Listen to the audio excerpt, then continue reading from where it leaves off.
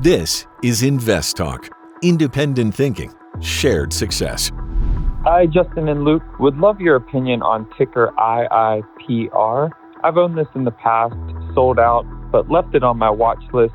Noticed the recent drop, I believe, due to some defaults of their tenants. But just wanted your overall opinion and your thoughts if this would be a potential good entry point. I own very little REITs in my portfolio, so looking for some additional exposure. Thanks, and I'll listen on the podcast. All right. The simple answer to this is yes. We actually own this for clients, and it has taken a dive recently, but we've owned it for a long time, collected a lot of dividends, etc. But the reason it's fallen is because, as the caller said, that their largest tenant did default. But as I've said many times, that just because a tenant default doesn't mean that property goes away. They didn't lose the value of the property. They may have to renegotiate that tenant. And if they kick them out, well, they'll probably bring in another tenant. There's plenty of tenants that are itching for these type of properties that are licensed and permitted for their particular operation within the cannabis space. And that's what happens with these names. There's not a ton of them, so they don't have as much diversity as a lot of the other REITs that are out there. So that brings in more volatility. It's also a smaller cap name, so it tends to be less liquid. And so when bad things happen, it tends to go down more than probably should. When good things happen, it usually rallies dramatically because that lack of liquidity as well. So I think this is a good buying opportunity. We've been stepping in here at these levels to pick up some more for clients. So we still like IIPR, Industrial Property REIT. Industrial Property REIT. Let's go take a live call and talk to James in New York, looking at Kimiko CCJ. Do you own it or looking to buy it? Thinking about buying it just for a bounce. Okay. It's now 15% today, so I don't know if that's probably maybe slightly oversold. So I'm thinking for a bounce play to enter at this point. It is a bit oversold. I will say that it did close below some decent support that it had tested just a few weeks ago. So the next big support level, though, will be around $45, $46. So in that range would probably be a better place to pick it up. I do think it gets there now that it broke today. Now, it was down big because of the AI news. We still own it for clients because we do think that nuclear, whether AI's momentum is still there. It's just a matter of how much power it's going to really need. But in general, we think nuclear is, we're going through a nuclear renaissance, and around the world, we're going to need more and more power for various reasons, not just AI. And so we do think that these sell-offs are good buying opportunities. But yeah, $45, $46 in that range is a much better buying point. Okay, thank you. No problem. Thanks for the call. To enhance your financial knowledge, check out our website at investtalk.com. Hi, this is Jack. I just wanted to find out, I'm invested heavily in VTI, which is a Vanguard ETF. And most of my retirement portfolio, along with our savings, are in VTI because I'm a true believer that the market does go up over 20 years at about 8% per year. Is that a good strategy, or should I be looking at other things? Thanks. All right, looking at VTI, which is the Vanguard Total Stock Market Index. And this is a good vehicle to just get broad access to the markets. Because there's 3,600 names in this fund, but it's still very top heavy. You have Apple, Microsoft, NVIDIA, Amazon, and Meta as the top holdings.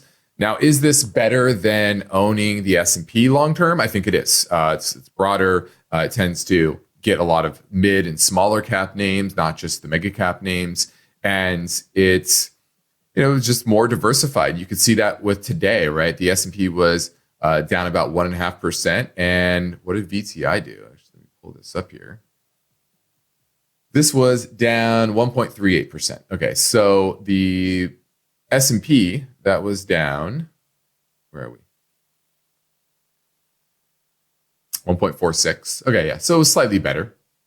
Okay, you're talking about 1.43 versus 1.46. Yeah, slightly better. And that just shows you that the difference is there, but it's not dramatic, okay? Because you are still heavily allocated towards those big tech names.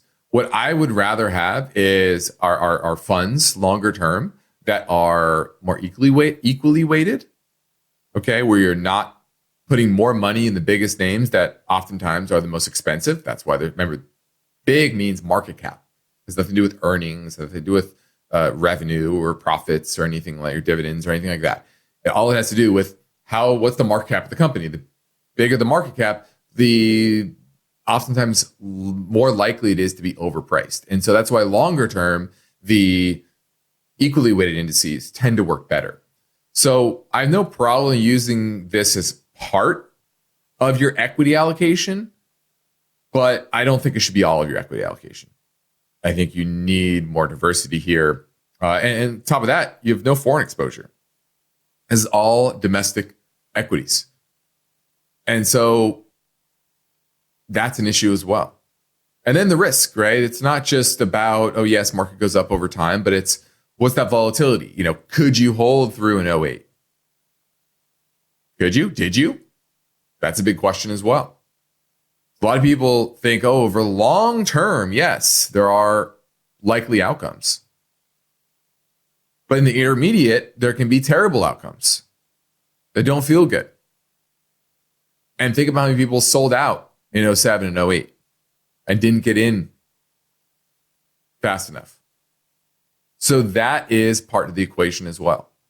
So if you need help kind of getting a broad understanding of your situation, your strategy, your broad economic or broad financial plan, etc., I encourage you to reach out and schedule a portfolio review as well. Now let's go take a live call. Paul from Palm Desert asking about the Chinese AI news. Are you talking about DeepSeek? That's the one, Justin. Okay. What's your question? I'm sorry, I missed the beginning of the show, so I don't know how much you talked about it and the situation. My question is, how much of the information that came out today on the whole AI play with DeepSeek and all that, how much of that information can you really trust, and how much has been verified? Do you have any feel for that? I don't. I am very much a person that does not trust Chinese data and information. Now, that could mean two things. It can mean they're lying about all of it, both from the chip hardware as well as the output. Or they could be lying about part of it. Maybe they do have a model that's better than ChatGPT or OpenAI, but they did it on hardware that has been banned, right? And they found other ways to get around the sanctions. I think that's probably the most likely. I think that's a pretty big leap to say, not only do we make our software better than yours, but we did it on way worse hardware. History tells me that, sanctions don't work very well. NVIDIA maybe sold it to India, and India, got those chips backdoor, sold those chips backdoor to China. I think that's probably more likely, something like that. Maybe it wasn't India, it could have been another country or another way that they got those chips in there. Maybe they smuggled them in, who knows? But the point here is that that's not really the point. The point is that the AI names have been priced to perfection, and any little hint at maybe that OpenAI and NVIDIA aren't the leaders, that aren't the ones making all the breakthroughs in the space, starts to re-rate these names lower. That's the reality here. And is there a world where the innovation is not just on how good these models are, but that how efficient other models are as well? Okay, because if you can do the same thing with less computing power as OpenAI is doing, that's also an improvement. That's also a leg up. And so there are multiple avenues going forward where these quote unquote winners today are not the winners of tomorrow. Because once again, either the software doesn't keep up or the efficiency doesn't keep up, or both. And so that's really the news here. Whether they're being truthful or not, I think starts to shed some doubt on the space as a whole. That make sense? Yeah, it sure does. I appreciate the insight.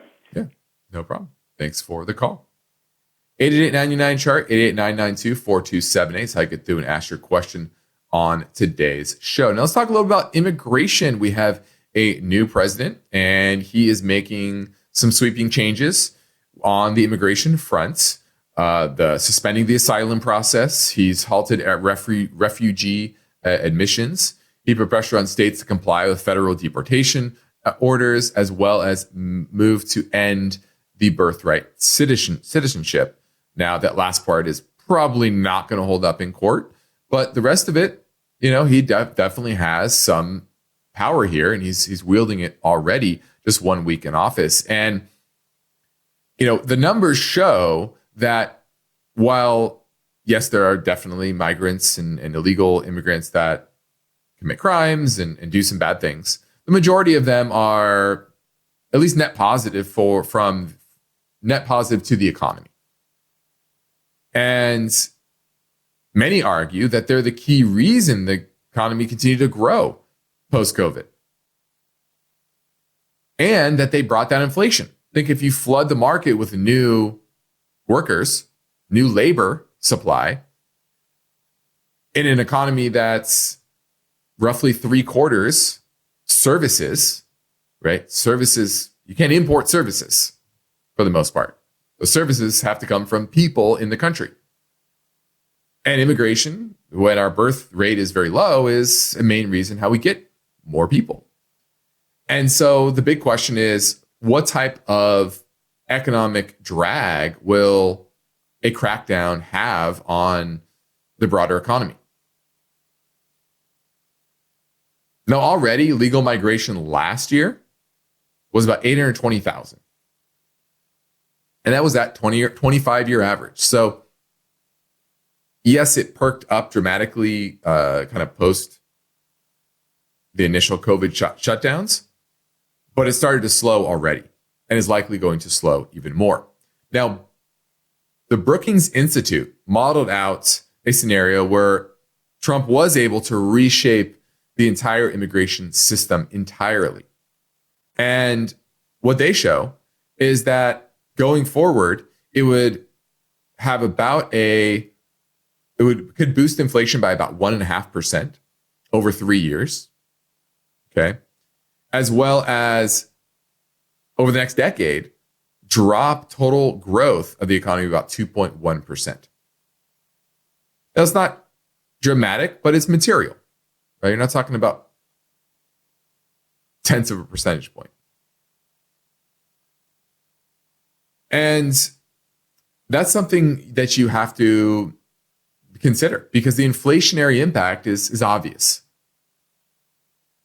If you have less workers, that means wages have to go up to attract more workers that maybe don't typically want to do that job. You're already seeing farm worker shortages already.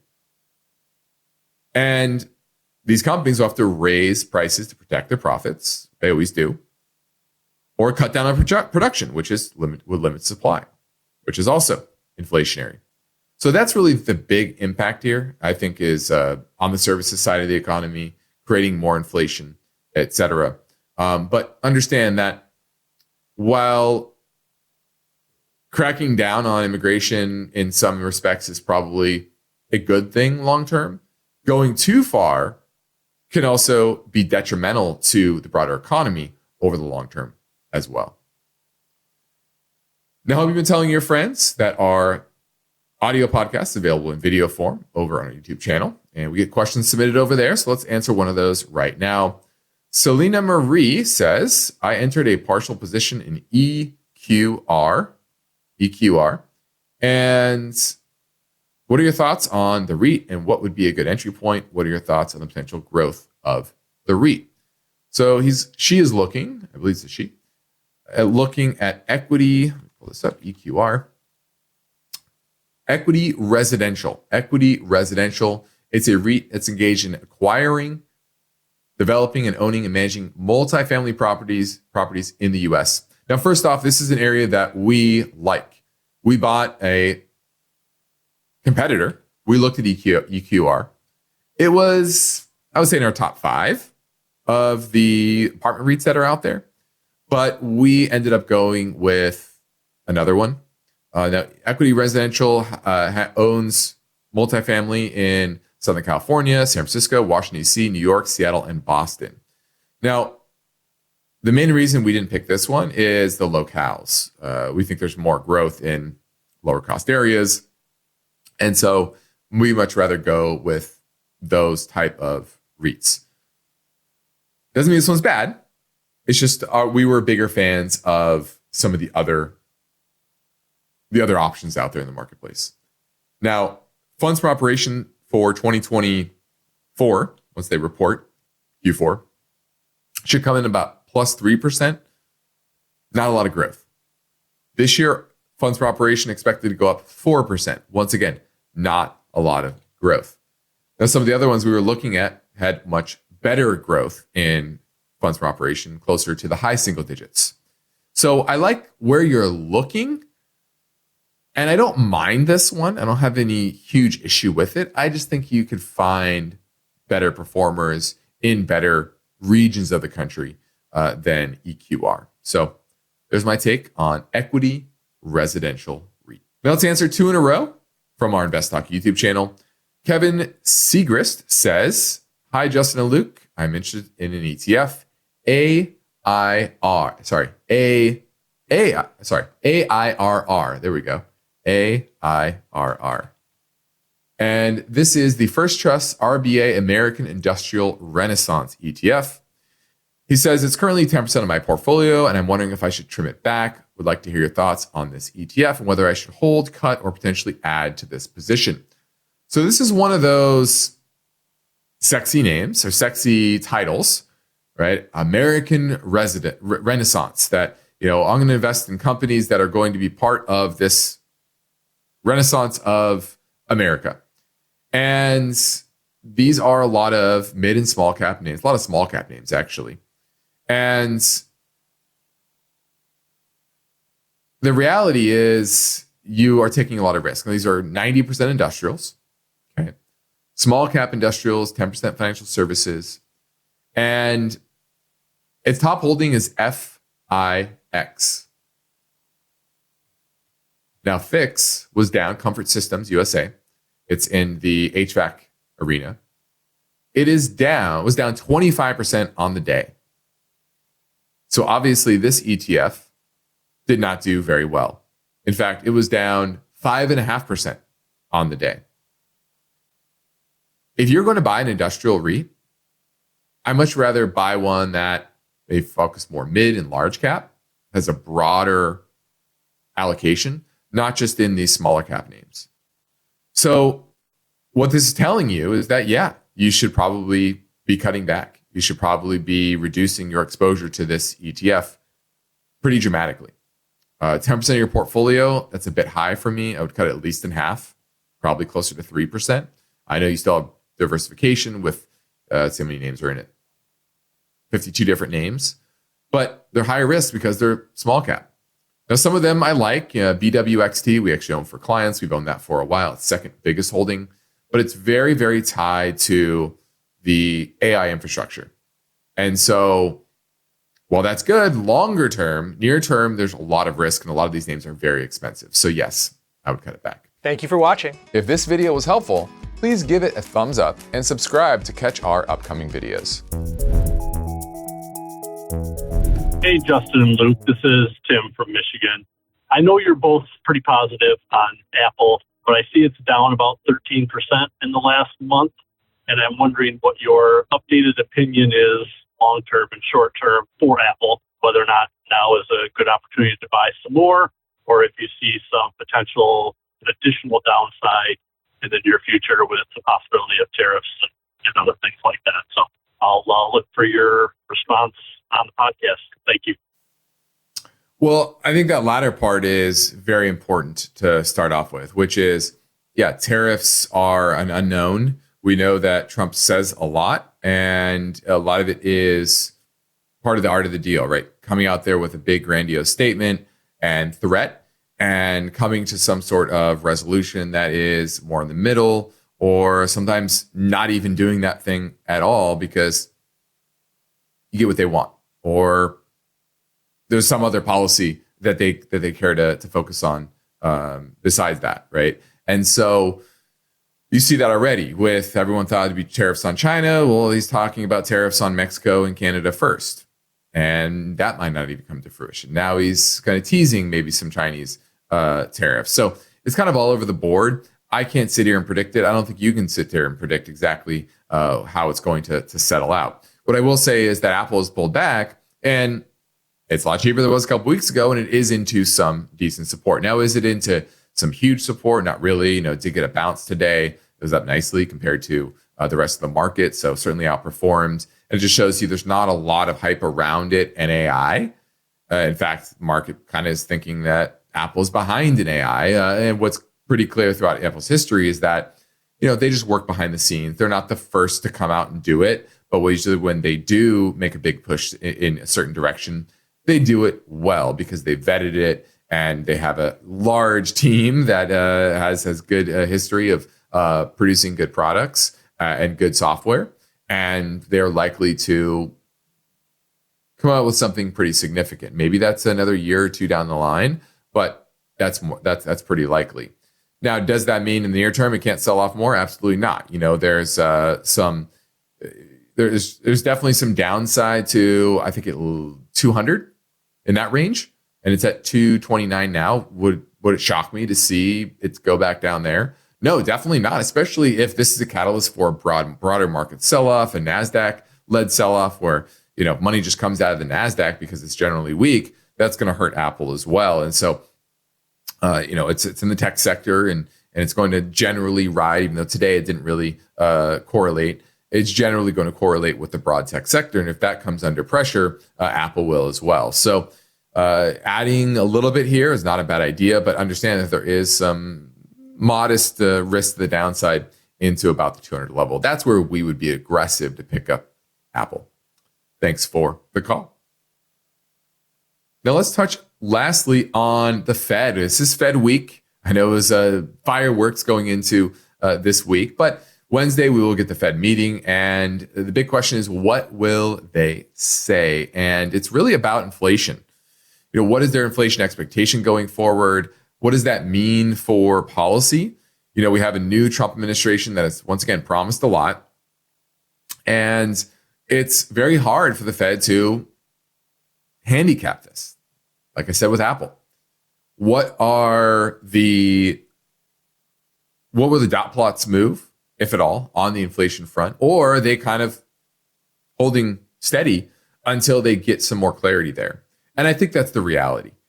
If you look at the betting markets, the odds markets, there's not a better than average chance of a cut until June. So that means you have this meeting and two more before the market is expecting the Fed to really do anything at all. So that gives them, that meeting would be June 18th. So call it the end of the second quarter. So you pretty much have two full quarters to see what policy will actually be implemented and how does that start feeding into inflation expectations. And so this is an important meeting. I think one of the most important in a while, and everyone gets hyped up about him, because it's not just going to be about the rates. It's not the headline here. The headline will be expectations of inflation, as well as I said at the top of the hour, QT. Are they going to end that at some point this year? Most likely. And this could be a meeting where they start to tease that because they do like to signal well in advance. Well, I'm Justin Klein. This completes another InvestTalk program. We thank you for listening. We encourage you to tell your friends and family about our free podcast downloads, which you can find anytime at iTunes, Spotify, Google Play. And be sure to rate and review on iTunes as well. And if you need help better understanding your portfolio strategy, your broader financial situation, I encourage you to schedule a portfolio review with myself or Luke by heading over to investtalk.com. This is a free and confidential service. We do it via Zoom. We can share screens, see our faces, and we can see yours, most of all. And if you need help optimizing your 401k, we can do that as well. Just start at investtalk.com. Independent thinking, shared success. This is InvestTalk. Good night.